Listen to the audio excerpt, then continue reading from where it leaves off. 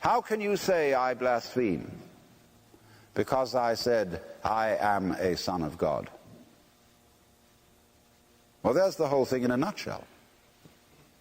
Because if you read the King James Bible that descended with the angel, you will see in italics in front of these words son of God, the Son of God, because I said I am the Son of God. And most people think that the italics are for emphasis. They're not. The italics indicate words interpolated by the translators. You will not find that in the Greek. The Greek says a son of God. So it seems to me here perfectly plain that Jesus got it in the back of his mind that this isn't something peculiar to himself. So when he says, I am the way, no man comes to the Father but by me, this I am, this me, is the divine in us, which in Hebrew would be called the Ruach Adonai. A great deal of made of this by the esoteric Jews, the Kabbalists and the Hasidim. The Ruach is the breath which God breathed into the nostrils of Adam. It is differing from the soul. The individual soul in Hebrew is called nephesh. And so we translate the Ruach into the Greek pneuma and the nephesh into psyche or psyche. The spirit, and you ask a theologian what's the difference between the soul and the spirit, and he won't be able to tell you. But it's very clear in St. Paul's writings. So the point is that the Ruach is the divine in the creature, by virtue of which we are sons of, or of the nature of God. Manifestations of the divine. This discovery is the gospel, that is the good news.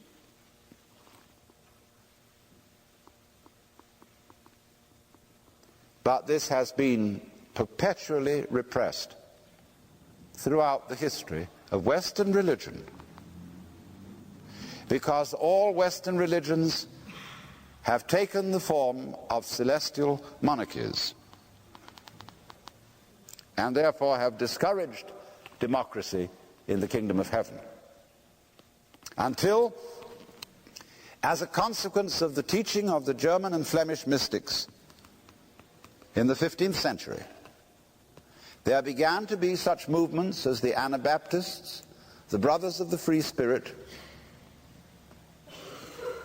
and the Levelers and the Quakers. A spiritual movement which came to this country and founded a republic.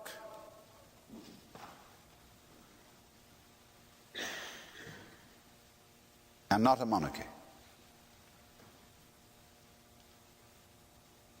And how could you say that a republic is the best form of government if you think that the universe is a monarchy? Obviously, if God is top on a monarchy, monarchy is the best form of government. But you see, ever so many citizens of this republic think they ought to believe that the universe is a monarchy. And therefore they are always at odds with the republic. It is from principally white, racist Christians that we have the threat of fascism in this country. Because you see, they have a religion which is militant, which is not the religion of Jesus, which was the realization of divine sonship, but the religion about Jesus, which pedestalizes him, and which says only this man, of all the sons of woman, was divine, and you had better recognize it. And so it speaks of itself as the church militant, the onward Christian soldiers marching us to war.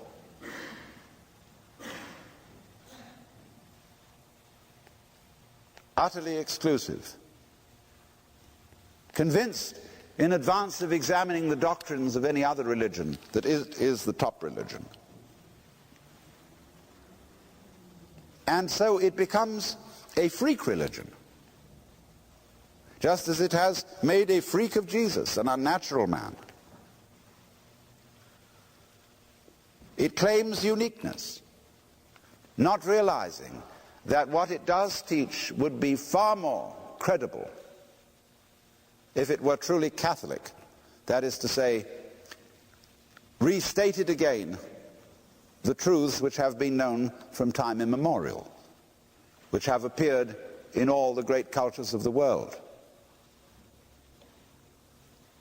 But even very liberal Protestants still want to say, somehow,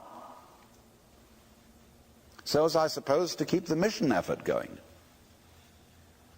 or to pay off the mortgage. Yes, these other religions are very good. God has no doubt revealed himself through Buddha and Lao Tzu. But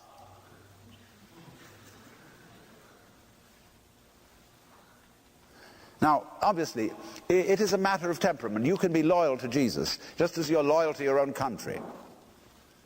But you are not serving your country if you think that it's necessarily the best of all possible countries.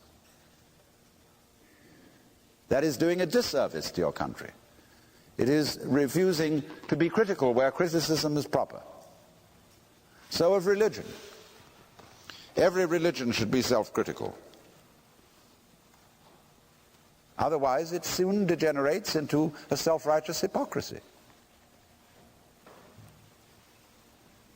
If then we can see this, that Jesus speaks not from the situation of a historical deus ex machina, a kind of weird, extraordinary event, but he is a voice which joins with other voices that have said in every place and time, wake up, man, wake up, and realize who you are.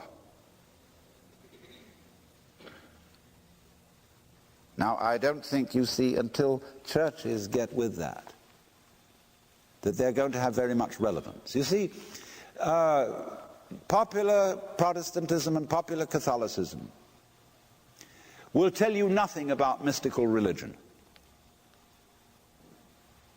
The message of the preacher, 52 Sundays a year, is, dear people, be good.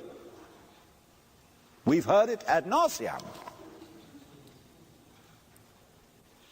Or believe in this. He may occasionally give a sermon on what happens after death or the nature of God, but basically the sermon is be good.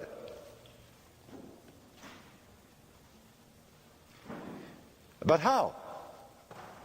As St. Paul said, to will is present with me, but how to do that which is good I find not, for the good that I would that I do not, and the evil that I would not that I do.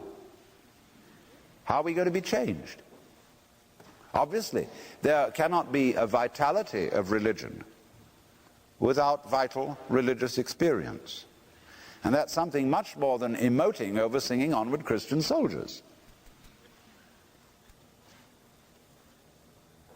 But you see, what happens in our ecclesiastical goings-on is that we run a talking shop.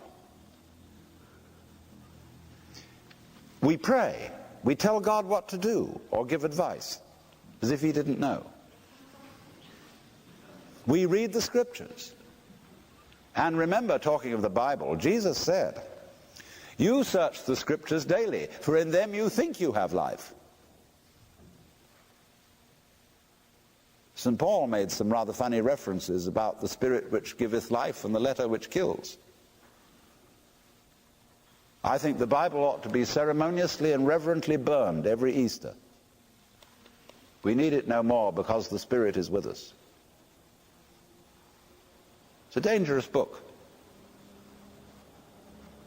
And to worship it is, of course, a far more dangerous idolatry than bowing down to images of wood and stone. Because nobody in his senses can confuse a wooden image with God. But you can very easily confuse a set of ideas with God, because concepts are more rarefied and abstract.